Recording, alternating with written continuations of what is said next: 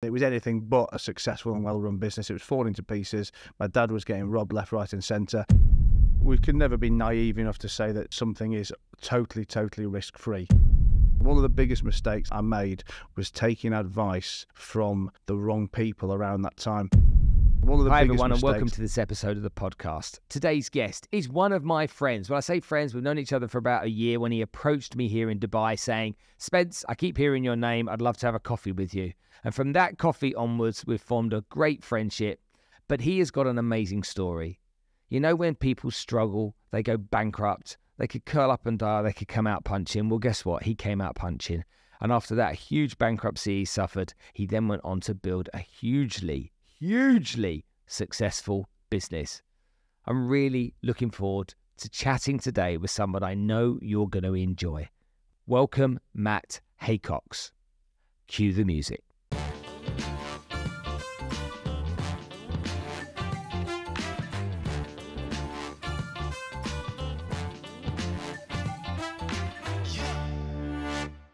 And lastly, thank you to Najahi Events, who have been sponsoring us now on the podcast for over a year.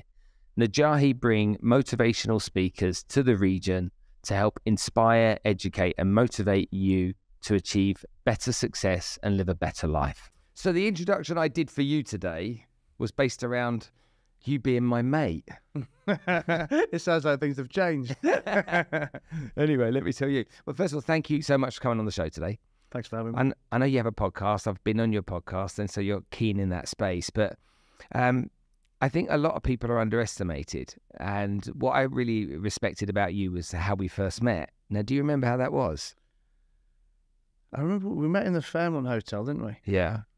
I don't know. Go on. So you sent me a message saying, I talk to people here in Dubai. I've been here for a period of time, but your name keeps cropping up. Yeah. So I wanted to message you and ask you if you'd like to have a coffee, because I'd like to get to know you.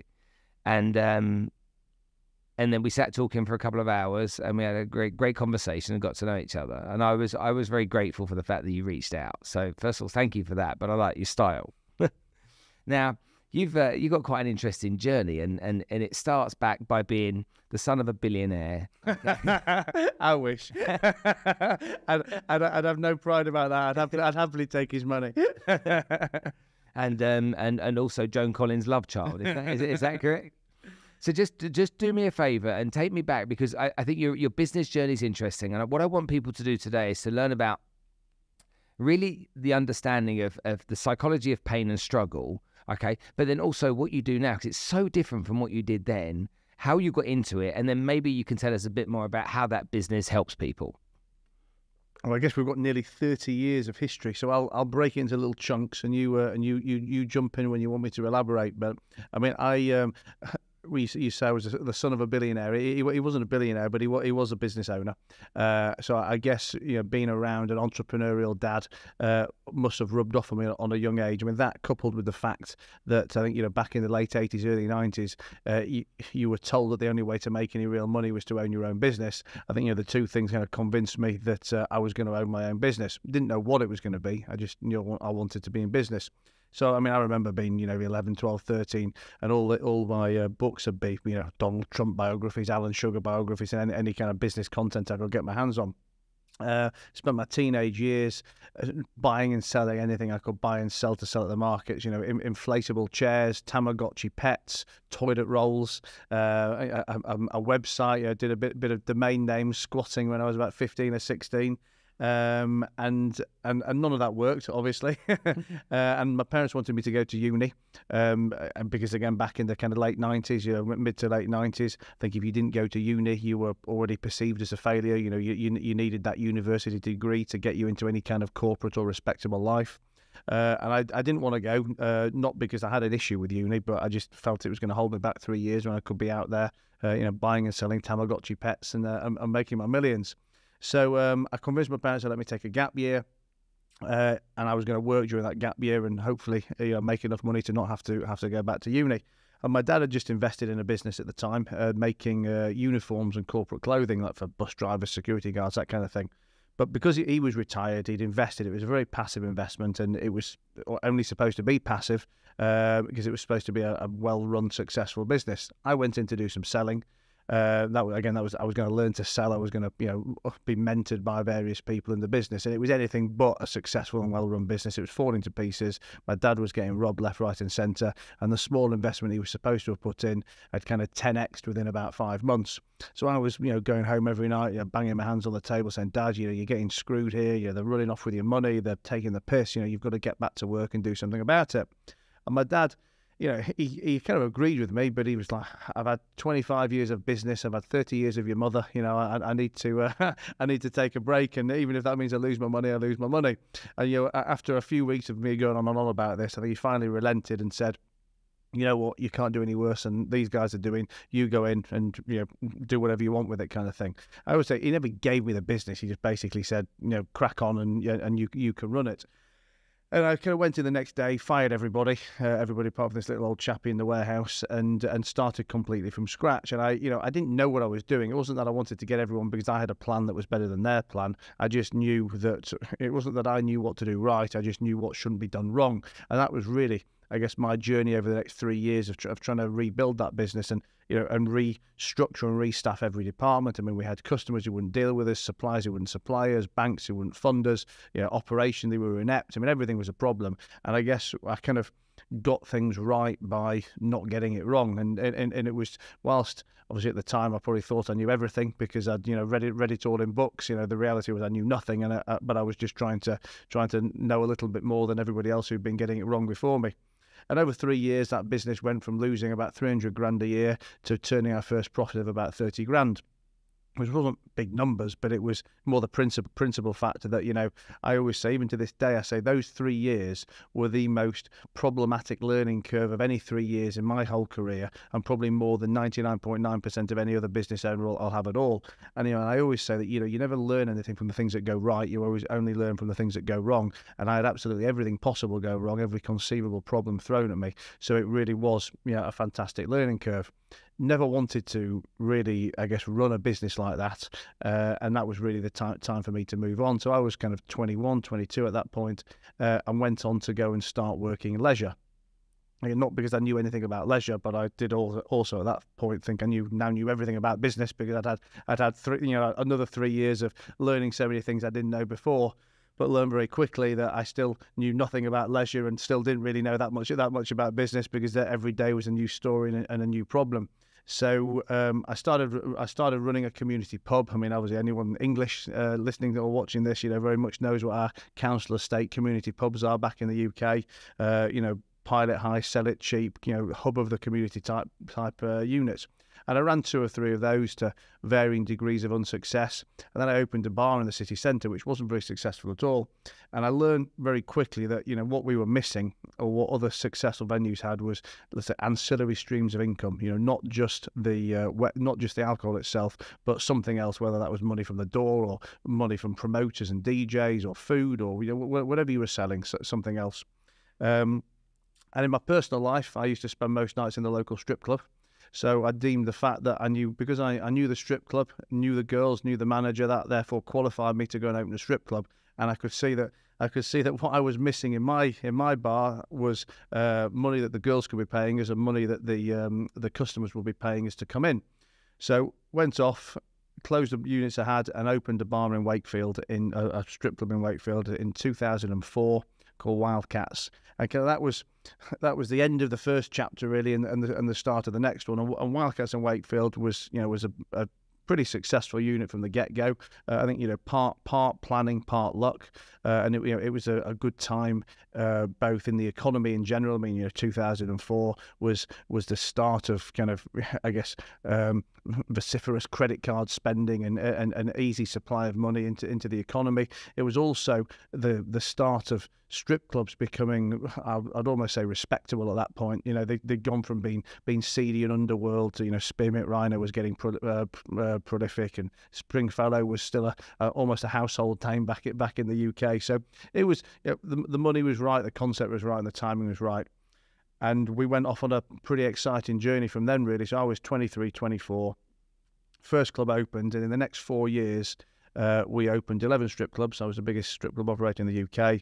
We had 65 bars and pubs. I had a chain of discount retail stores. I'd started a small finance book. I had a property portfolio, and I built many, many, many different businesses, but done them all off the back of learning how to raise money. And that was something I knew nothing about. I mean, when I'd opened that first strip club, I had some of my own capital from before, and I borrowed some money off the local HSBC, which obviously I understood that side of raising money, but I'd never heard of asset finance. I didn't know about leasing. The word alternative lender didn't even exist back in 2004. And I remember one day, I got introduced to a finance broker. I think the bank manager must have put me onto him because he couldn't give me any more money.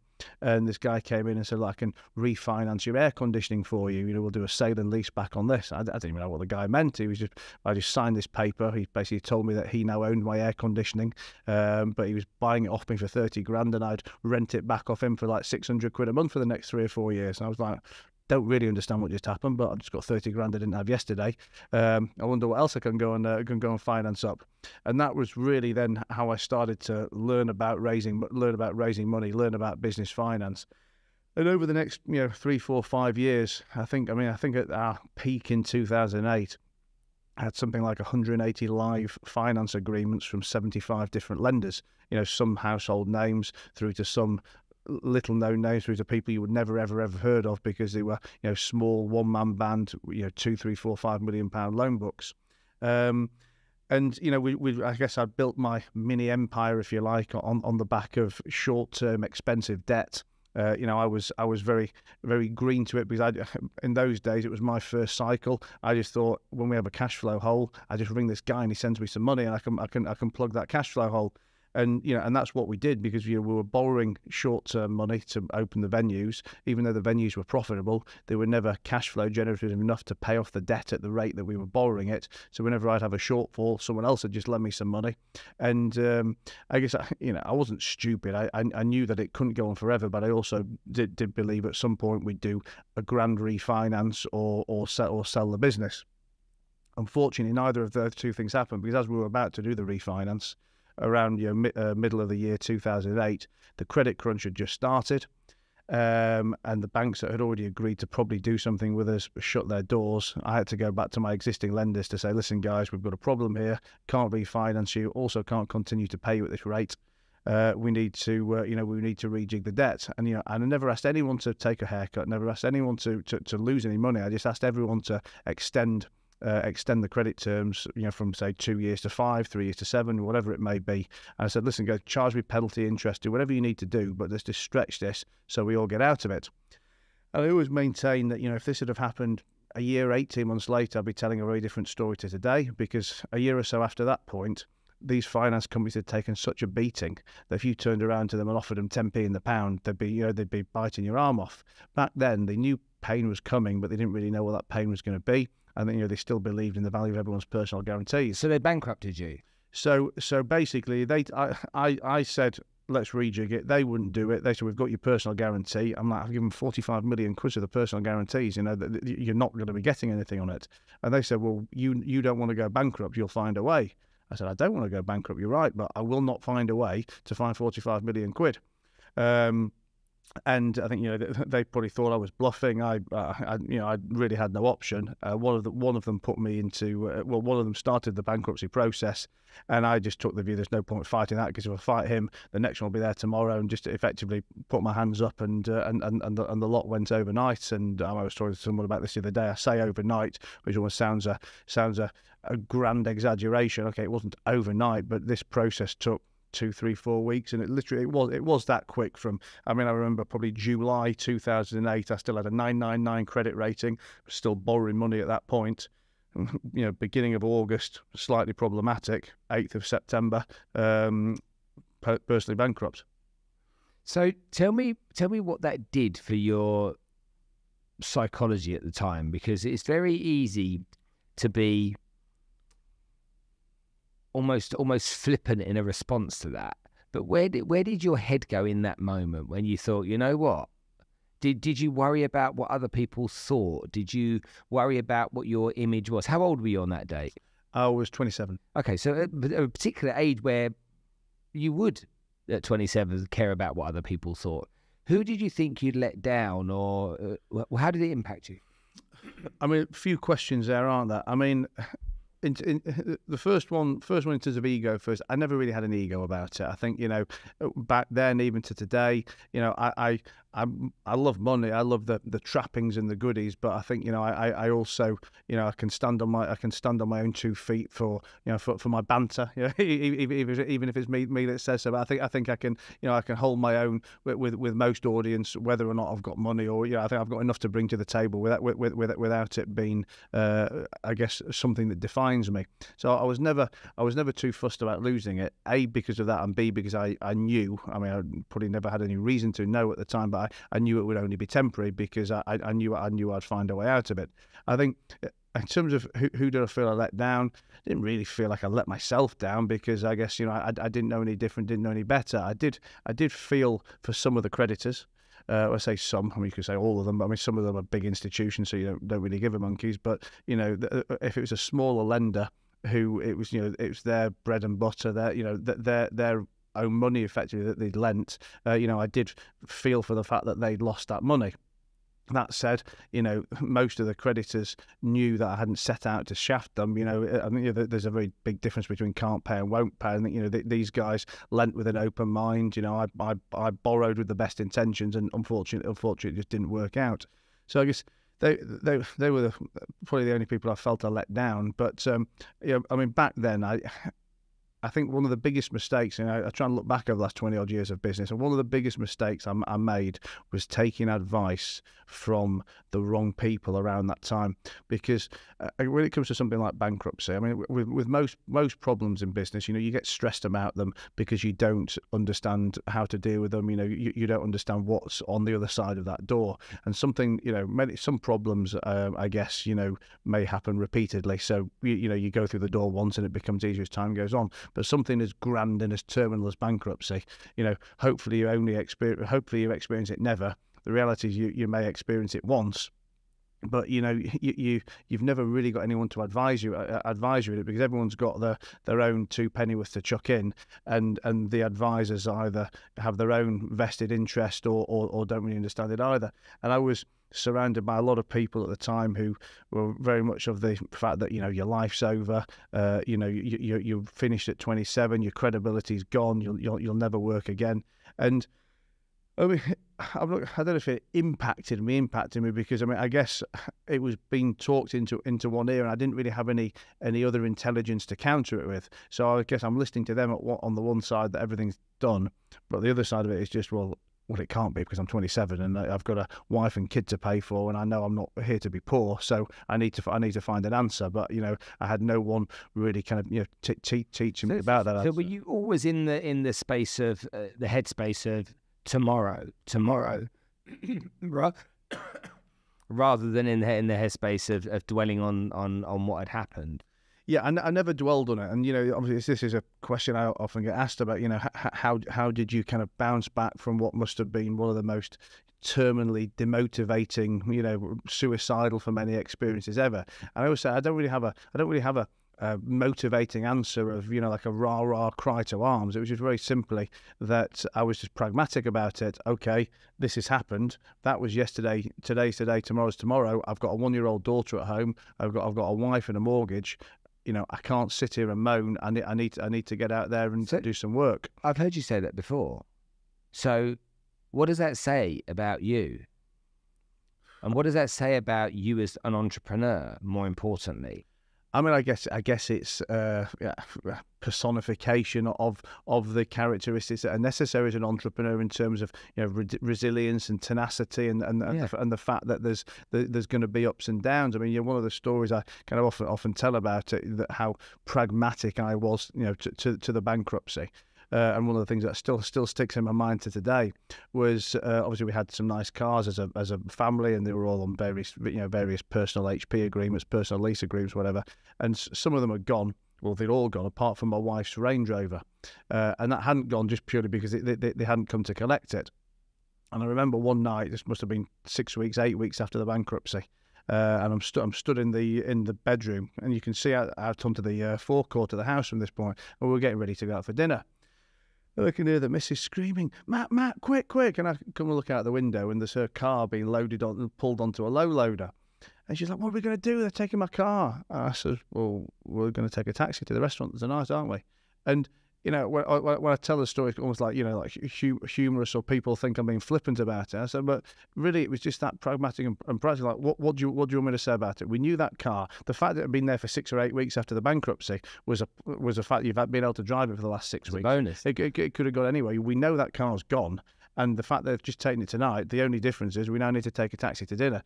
And I think I've always been that simple and pragmatic about this stuff, just because dwelling on it was never going to solve anything. And I just had to get back on the horse and get back to work. But that's to me an ingredient that an entrepreneur has to have, because imagine you go through the experience that you went through bankruptcy. It becomes life-defining in the way that it sends you down a dark spiral, or it makes you think, oh, well, the end is near, I'm no good, I can never do this in the first place, and all of that kind of negative self-talk. That demonstrates to me that if you do go into that place, then maybe you should have gone into entrepreneurship in the first place, because you're dealing with a negative situation, a failure of something, but you failed forward. I think the other thing that's important to understand about bankruptcy, and this was nothing I understood at the time, but if I ever talked to other people who were suffering the kind of situation or worrying about going bankrupt now, the way I describe it, I don't want to trivialize bankruptcy in any way, because look, nobody wants to go bankrupt, but bankruptcy is always thought of as this horrible thing that happens to you at some point that everyone's trying to avoid at all costs. But the analogy I always give is, think of bankruptcy as death. And if for that death to happen, you've been having some horrendous shit going on for probably months, possibly even years. And I would say, imagine you're a cancer patient with terminal cancer, suffering chemo and illness and all the crap. The death is like your bankruptcy. It's probably a blessing. You've just had I guess the financial analogy is you've been getting red letters. You've not had any credit. People say by going bankrupt, your credit's shot. Well, your credit's shot anyway, because you've probably got CCJs. You're certainly maxed out on your credit card. You're stressed to hell. You can't sleep at night because you don't know how you're going to be paying all these bills. And if anything, that bankruptcy is a blessing, a line drawn. Okay, you then need a plan in place about what comes next. But I think too many people, both from a personal bankruptcy perspective and a business insolvency perspective, drag out the process. And I was guilty of this back then, because you don't know what you don't know. Drag out the process far too long when they could have actually put themselves out of the misery much earlier. It's like when I look at businesses nowadays who want to raise finance, I see so many businesses where, for example, they might, let's say, make 100 grand a year, and they've got £1 million worth of debt on the balance sheet, and they come to me saying, oh, we'd like to borrow £1 million, please, or well, one of two things: either I'd like to borrow £1 million to refinance the £1 million of debt on the balance sheet, or can I borrow another 100 grand or two, because if we can just keep this going for another 12 months, everything will change. And trying to impart into these people that, okay, you've got a nice bit of business there because you've obviously got something that's making you 100 grand, but the £1 million of debt is just sinking, and you're never going to get out of it. You're never possibly going to make that 100 grand profit into 500 grand profit, 700 grand profit, and pay yourself out of this in a couple of years. You're just going to sink more and more and more underwater. Your head's never going to be in the right space, and ultimately you're going to damage whatever good you have got in there, because you're going to not pay staff, alienate, whatever it is. But I guess, there's obviously the ego thing that comes with bankruptcy, and the unknown, and the thought that it is this terminal thing that you never recover from. And I kind of almost don't know how you would ever educate people in that space that it probably isn't as bad as you think it is. Now, again, I'm not saying that to trivialize it. Let's all go bankrupt, it's great fun. It's not. But if it happens because there's been all this other bad stuff along the journey, then it's the sooner you can take that pill to clean the deck and move on, the better. Mm-hmm. We've gone off on a bit of a tangent, but no, you didn't. It makes a lot of sense. I think it's right to acknowledge that, because it's taking that, because you think about the stress. I mean, I've never been in that position, but you think about the stress somebody's going through when they're just trying to manage. It's one more day, isn't it? It's one more day. And then to be able to put themselves in a position where, okay, they step into a place they don't want to be, but at least now it's like, right. Well, I'm trying to think of a start again, isn't it? Yeah, I'm trying to think of other analogies while we're talking. I mean, it's probably like a bad relationship. I mean, I don't. You've been with your missus or your mister for whatever, 2 years, 5 years, 10 years, and every day is shit. You're moaning at each other. You don't like each other. You sleep in separate rooms. You can't stand the sight of each other. But you don't ever split up because you're scared. You're scared to be alone, and you prolong it, living this miserable life. But the day you do split, when the other person finally pulls the trigger, which you don't want to happen, and moan about it for a couple, or cry about it for a day or a week because you didn't want to be alone. But once you've gotten through that week or day or whatever it is of pain, it's like, oh my God, what a blessing! The last we've done this 5 years ago, type of thing. Yeah, I agree with you. Okay, so what did you go bankrupt? You come to the other side of it. Okay, so you opened another bunch of strip clubs. Is that what happened? No, so I had to do something to start earning again. And as I mentioned before, I had a small finance business in amongst the other businesses I had. Say small, I had a small brokerage and probably £1 million of our money lent out.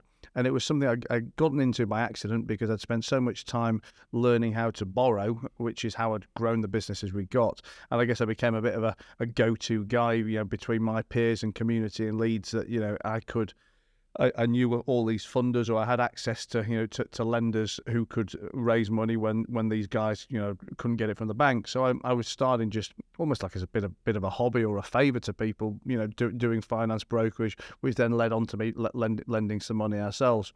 So the start of the bankruptcy, I just needed to put some food on the table again and earn some commissions. If you get finance brokerage right, it can be pretty lucrative. And really, I started the journey first as a broker, and I was probably broking for another year or two. And then some of my original investors or some of my original lenders who, they'd been hit in the bankruptcy, so in my bankruptcy before, but they knew that I'd not set out to defraud, and they were kind of saying, look, we want to do more stuff with you. We'll back you, we'll lend to you.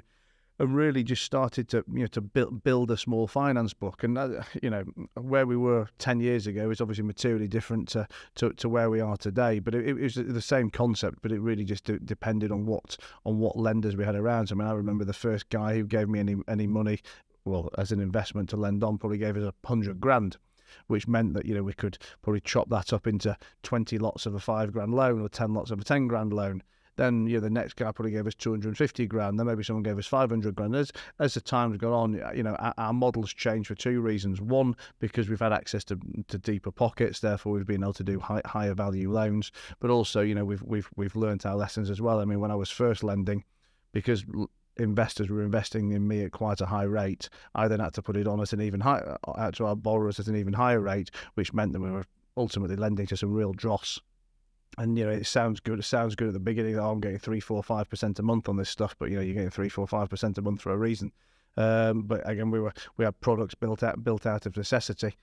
So if we fast forward to where we're up to today, my lending model is very much based on my backstory. That I always say I was a business owner before I was an investor. I was a borrower before I was a lender, and I guess what I understand as a lender is something that probably very few, if any, of our peers do, because I've been sat, very much sat on both sides of the table, and not only do we very manually underwrite every deal that we look at, we're absolutely not a computer says yes, computer says no. We very manually do everything we do, but we also get to look at it with, I guess, a business owner's set of eyes as to how can we structure this loan to make it work, rather than just say no because it doesn't fit the box. How can we structure this loan to make it work? What's the name of the company? Funding Guru. If you're a borrower, you talk to us as Funding Guru. Funding Guru. So I go to Funding Guru and I am a business. I can only borrow money as a business. Is that correct? You can only borrow money for business purposes. You could be an individual, but you'd be, that's just because, I don't know, you might be doing property development in your own name or something, but we only lend for business purposes, yeah. Okay. And so I come to you, I want to borrow, I don't know, $1 million, £1 million, whatever it is. But let's take that as an example. I want to build an extension onto my country estate. Can I do that? No. That's personal. Okay. Yeah. I've bought a country estate that I'm renovating to sell. You could do that. Okay, I could do that. Okay, let's maybe choose another example. I've got a business. The only way for me to take advantage of the opportunities is I can buy this stock at a really cheap price. I need to borrow $1 million for the next 12 months. Sure. Okay, get all this stock in and then, okay. So that's the example. What interest rate do I pay typically? What would my payment terms be? And how quickly would I be able to access the capital? So if you're talking about purely how we lend as Funding Guru, we want to do secured loans. So we only do secured lending. Typically, that will be secured against property. As a bare minimum, it's always secured against some kind of asset, whether that's plant and machinery. I mean, technically, it could be stock, but the reality is, if we're going to secure against stock, it's so liquid and movable that we probably also want to bring some kind of property security in there as well.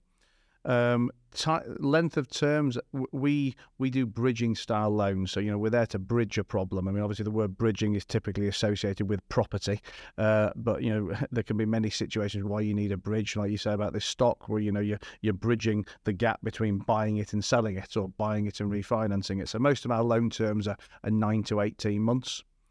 I mean, typically our interest rates, again, they vary depending on the security. But in today's climate, because obviously cost of funds for us has gone up, they're never going to be any cheaper than 1.75% a month. They probably could be up to 2.25, 2.5% a month. We typically work in a monthly interest rate because our loans could be for 3 months, 6 months, 9 months. So we typically work on a monthly interest rate. So people could be paying 30% a year to borrow money. They can be, but I think what's very important to appreciate is not so much the interest rate itself, but what's the actual absolute cost of that, and then not just what is the cost of it, what is the opportunity cost of you not doing it. And that's why we only do business lending as well, because we only want to be lending to a positive business story. I mean, that positive story could involve some negativity around it as well, hence why they're coming to us, not a mainstream bank. But we want to, you might be paying us 30%, and that 30% on £1 million might be 300 grand.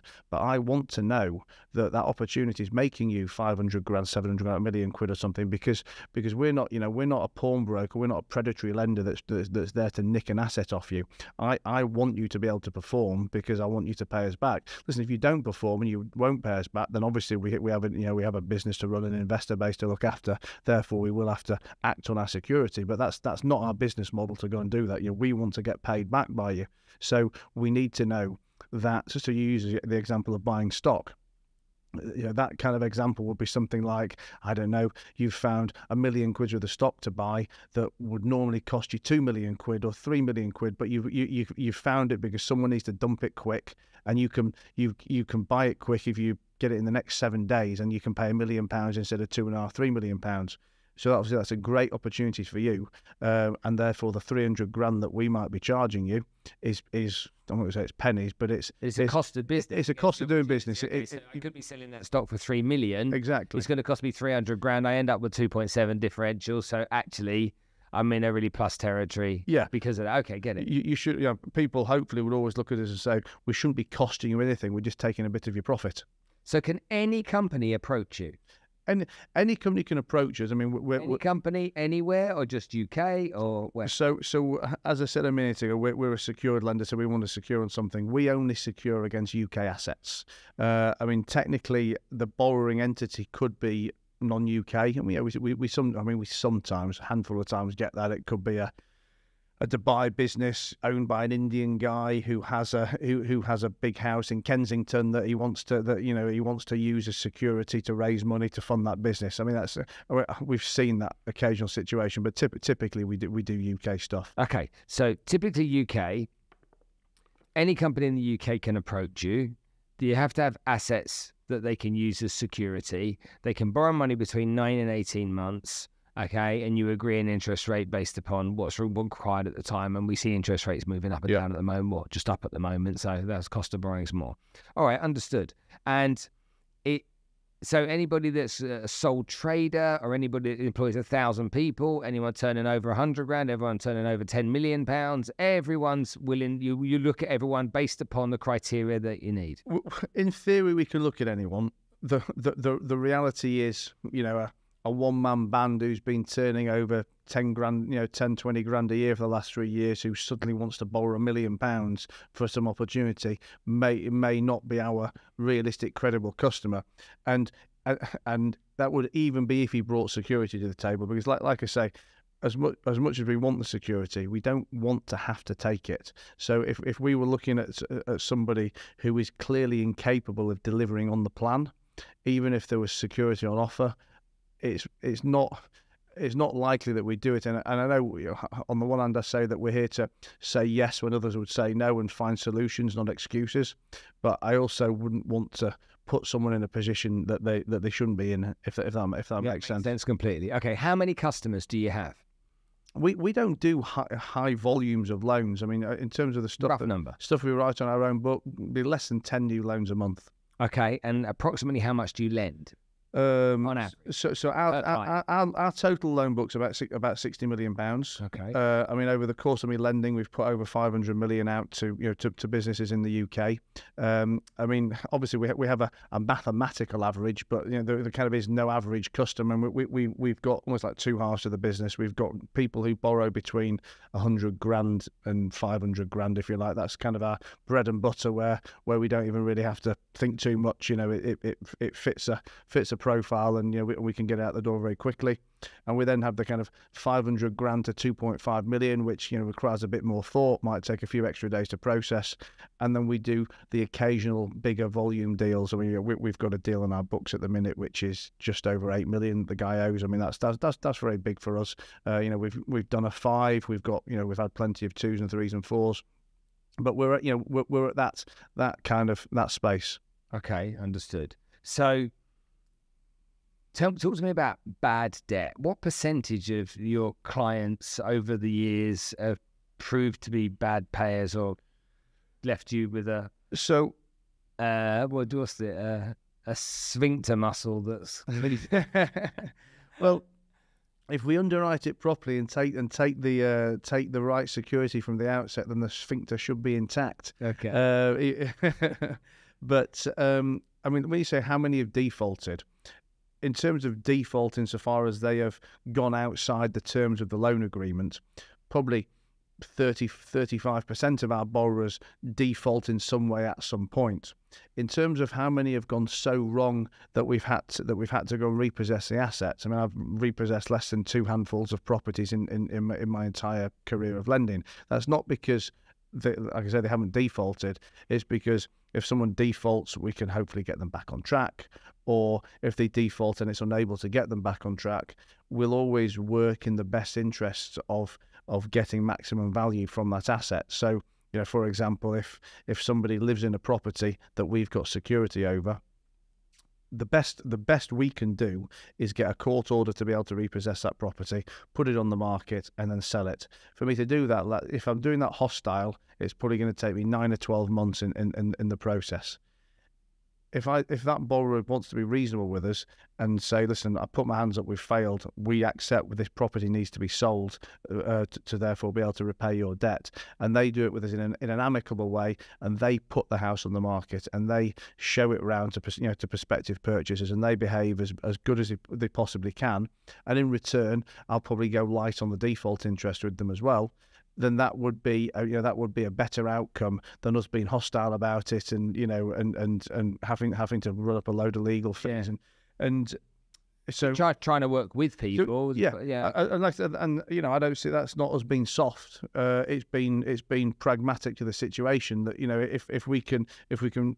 All we want to do is get our money back. First, we want our capital. Second, we want our interest rate. And third, if there is some default, then we want that as well.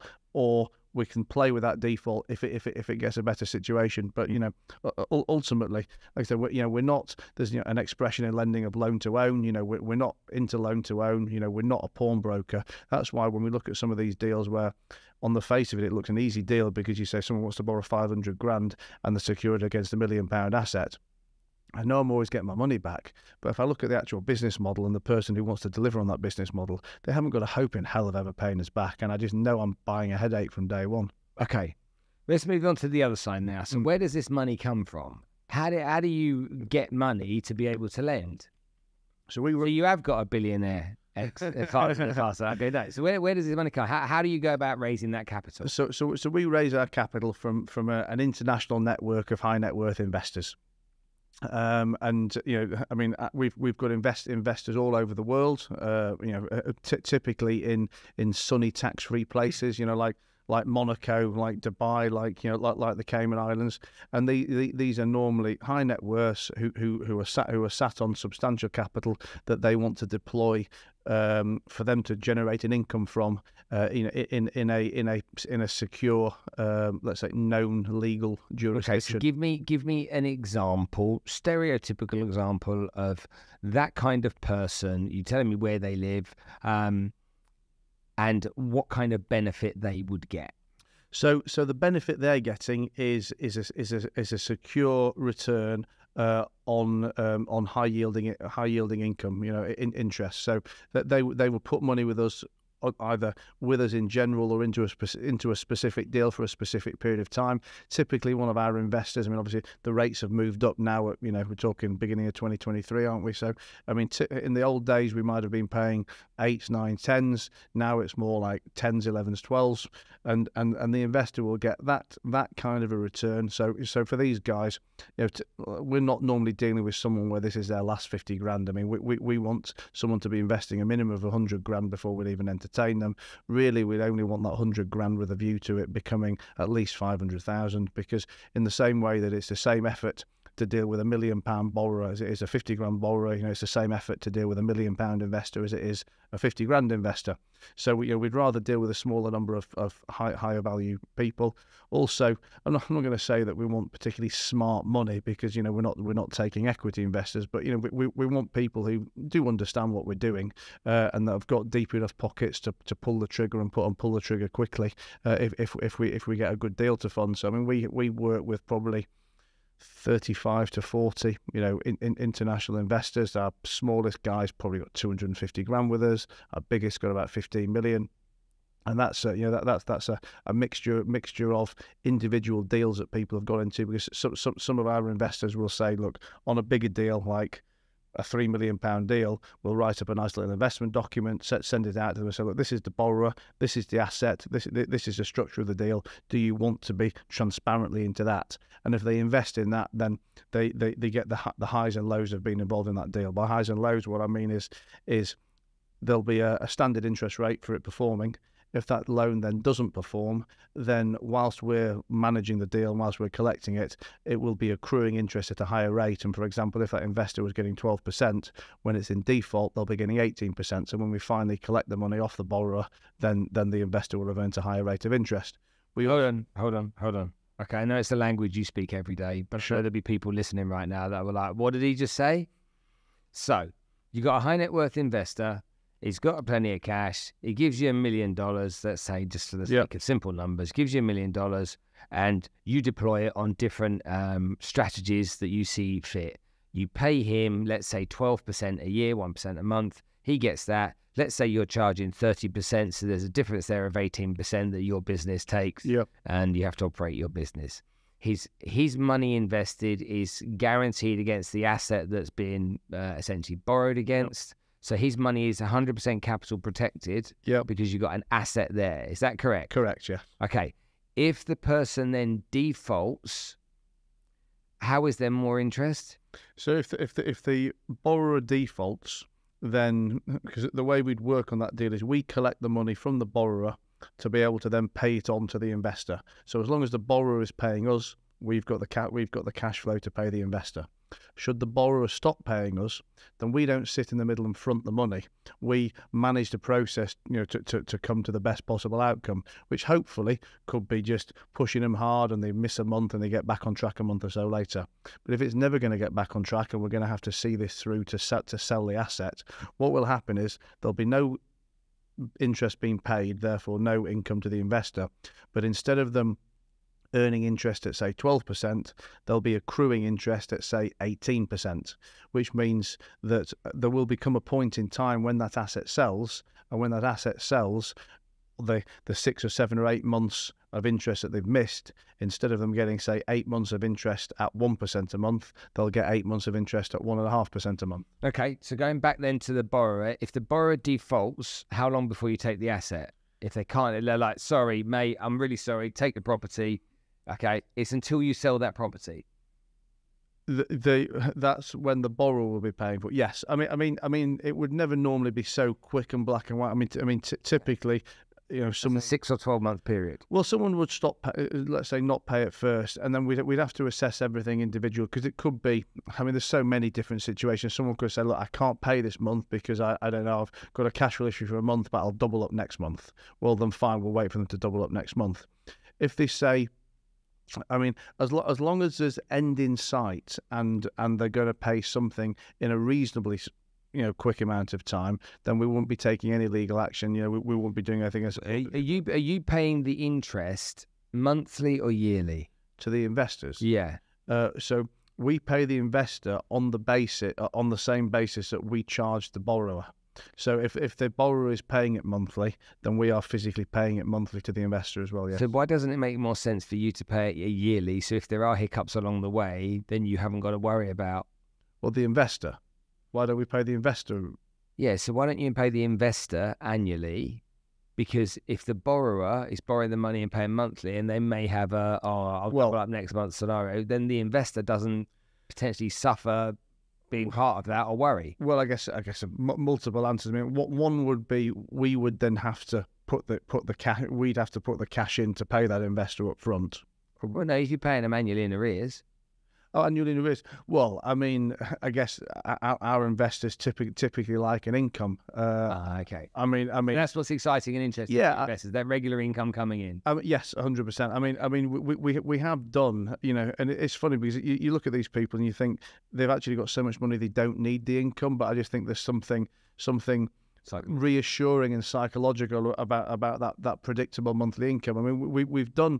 It's funny because we've done loans in the past, and we occasionally do them out of our own funds, where if there is no provable serviceable income from the borrower, we will just deduct the interest on day one. We don't let it roll up, but what we'll say, for example, is, right, Mr. Borrower, you're lending us we're lending you £1 million, and your interest is 20 grand a month for 12 months.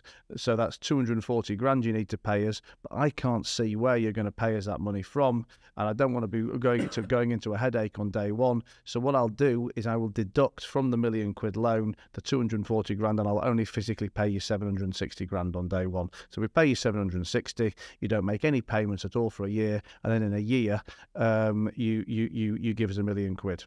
And that's something we'd often do with borrowers, but strangely, it's just something that most investors don't seem to like or get their head around. I mean, I love it because there is no headache for a year.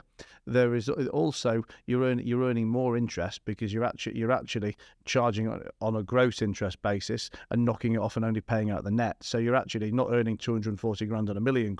You're earning 240 grand on 760 grand. So it's like a 36% return instead of a 24% return. I mean, for me, it's so good for so many reasons. But I just think psychologically, people like to see that predictable income. Okay, so you've got essentially a product that if people want to get some money, they can get some money. You've got investors that come; they've got a great opportunity for them. They're getting 12% on their money, and I'm sure there's no shortage of people out there that want to get involved in investing in stuff like this. Where does the risk lie for the investor? Where's their real, or are they literally not in any risk at all? There might be some delayed payment, but there's actually no risk. I mean, look, we can never be naive enough to say that something is totally risk-free. I mean, we say it's 100% capital secured or asset secured because we're taking security over that asset. I guess the risk would the risk would come in that, is there enough value in the asset to pay the investor back should something go wrong, and that could happen in one of two ways. One is if markets drop substantially and therefore the asset was no longer, say, worth £1 million that we lent on it. If we've lent, for example, 650 grand against £1 million asset, and markets drop dramatically and that asset's now worth 600 grand, 700 grand, and someone throws the keys back, except we've got to collect out, then there could be a shortfall left. The other side is